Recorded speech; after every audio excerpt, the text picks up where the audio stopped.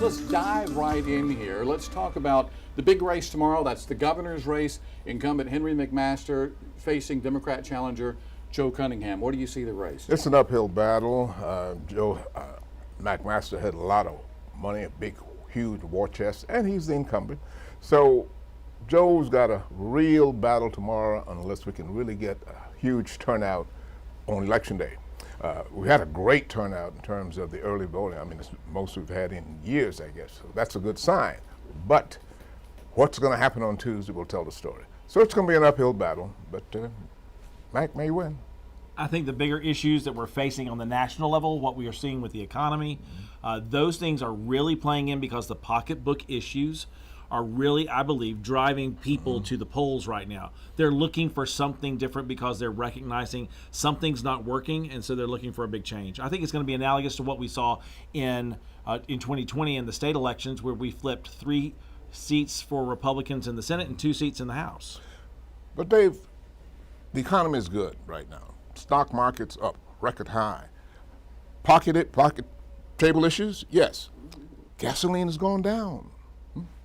Food is going down. But my bill at the grocery store has gone up 15%, and you can't go out to lunch nowadays with 2 people for less than $25. You can't go out to eat at dinner for less than $20 per person, and that's very different than where we were even 5 years ago.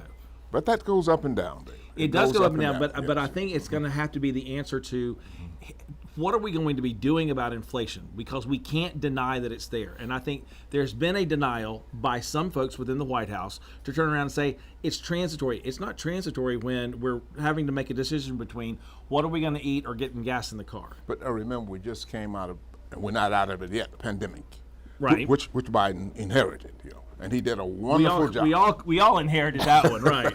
And he's done a wonderful job of really mastering. Now, I hear McMaster all the time. Well, South Carolina stayed open. Yes, but how many lives did we lose as a result of keeping the state open and people having to go to work with the pandemic out there in the air? So. Well, it certainly sounds like the economy is going to play a role in some people with their votes tomorrow. And Dave, is it common for the party that is in power during the midterms to get blamed for a bad economy? Oh, absolutely it is. I mean, if you take a look at it right now, 7 out of 10 people surveyed in a national poll just recently turned around and said the economy's, America's going in the wrong direction.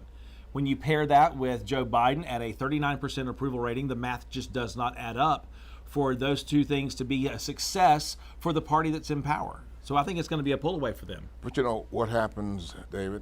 You've got one network out there who beats the drum, all the negative drum, all the time. Seven are pumping the other argument. Well, and there is a third of the country that just watches that one network. They don't hear the good news over on the other networks. And that has really poisoned a lot of people's minds. Well, and I think that we have to start then taking a look in people. And one of the reasons that you watch here at home is because you're engaging on the issues. I mean, there's nothing better than the lady who walks up to me at a grocery store and says, hey, listen, I can understand what's going on when my husband and my father-in-law are having a conversation, because you're caring about what's going on in the political sphere. And I think political involvement of people is great.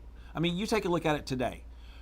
Early voting has nearly eclipsed what we saw in the primary election. We sat here on the primary night and thought to ourselves, we had this conversation both on and off the air, how paltry the turnout was, because 1 in 6 registered voters in South Carolina were the only ones to have shown up for the polls.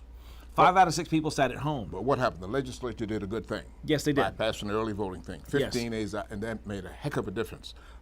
Poll lines have not been long. They've been steady, but not. And I've traveled with Richland County. I've done some out of the county visiting polls also. So that was a real good thing. It was a very good thing. Happy to see that turnout. And I think that's going to probably incentivize some people to actually show up to the polls. All right, we're not expecting really any upsets, any major surprises here in South Carolina tomorrow. It could happen. We're not saying that it won't, but we're not expecting that right now, at least from what I'm understanding from the both of you. Right. Nationwide, I know last time you were here, Jim, you said you thought the Democrats were going to lose the House. And the Senate, you didn't really know. You thought you might maintain it.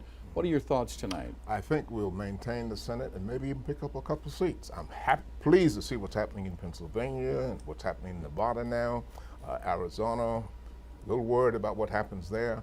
Over in Georgia, it's going to be a runoff, I believe. I had hoped that it would not be a runoff, but the way it looks now, it's probably going to be a runoff because Georgia has the 50% plus one situation.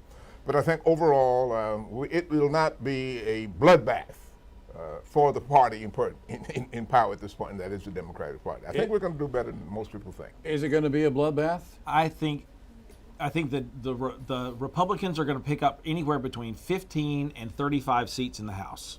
That's a decent sway. The real number to play with is the majority number. Keep in mind, there are 50 Republicans, 48 Democrats, and 2 independents that caucus with the Democrats. And the only reason that the Democrats have control right now in the Senate is because Vice President Kamala Harris throws that vote. The Republicans only have to flip 1 seat to take the majority. 1.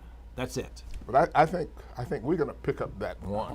I really think we're going to pick up that one. So let's seat. talk about then the other. We'll Yeah. we'll talk tomorrow night about the other 2 that are at play, and have a real discussion about what's going to go on and how that's going to impact. All right, Jim Felder, as always, thank you so much. Dave, thank you so Thanks, much. JR. These guys are going to be with us tomorrow night for our election coverage. Remember, those polls open at 7 o'clock, first thing in the morning. They're open until 7 o'clock tomorrow night. If you're wanting to see a sample ballot, if you're wanting to know all about voter information, all you have to do is go to our website right now, WLTX.com. We've got all of that information there for you.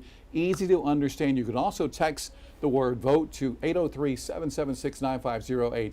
We'll send the information right to your phone. Get that sample ballot. Indeed. Yeah. All right. Thanks again.